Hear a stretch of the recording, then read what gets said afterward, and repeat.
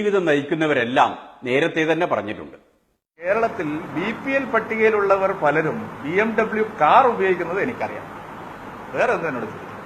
BPL പട്ടികയിലുള്ള പലരും BMW car ഉപയോഗിക്കുന്നത് എനിക്കറിയാം. അത് പിന്നെ ആഡംബരമാണോ അത് ദൂർത്താണോ എന്ന് എനിക്കറിയില്ല.